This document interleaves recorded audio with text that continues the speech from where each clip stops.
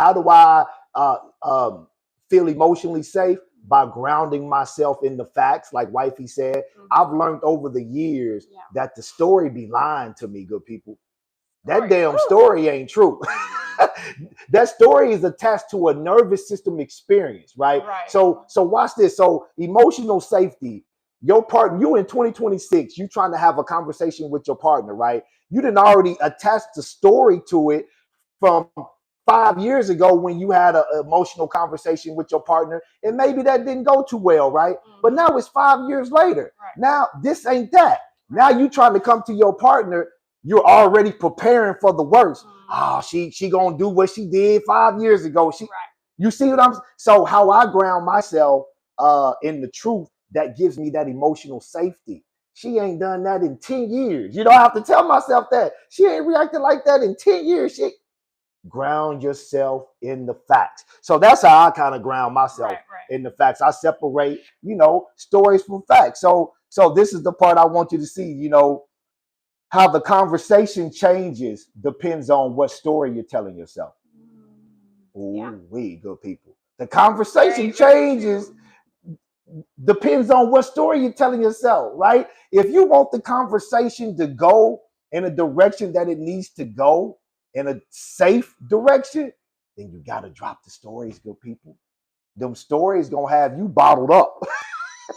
Them stories gonna have, hey, you got to drop the story. And like I said, anytime doing this is a live Q&A. You got a statement, question, drop it.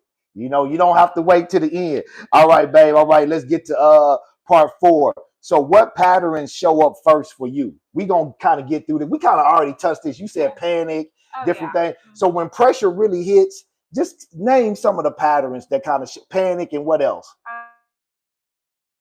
Worry, the panic, like all of those to me kind of all go together, but it's just like, is it more so like uncertainty? Oh, definitely uncertainty. Like is it more so like self-doubt, or you're like doubting the whole situation, like a relationship? Well, it starts with self-doubt first and foremost, and then that just bleeds over. Not doubt about our relationship, but doubt about what we have going on, what we're trying to do. I mean, for me, because just that struggle from probably childhood of not really believing in myself.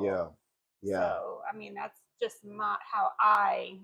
No, I got you. Yeah, man, that's the same thing. Like I wrote down here, patterns show up first. Like she said, for me, mine is urgency, right? Like I try to dig in more because part of being a high achiever. So like when pressure hits me, my only motor is do more.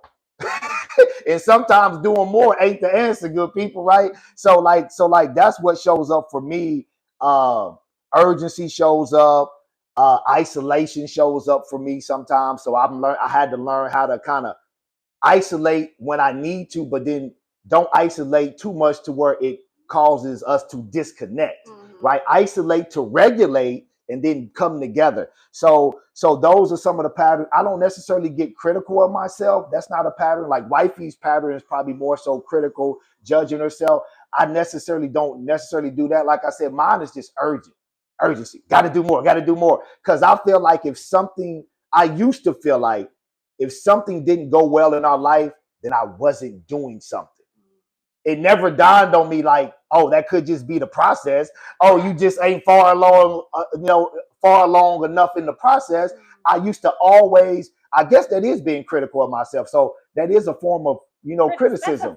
I used to attack myself like, you got to do more. You ain't done enough. So that's kind of like what shows up with us.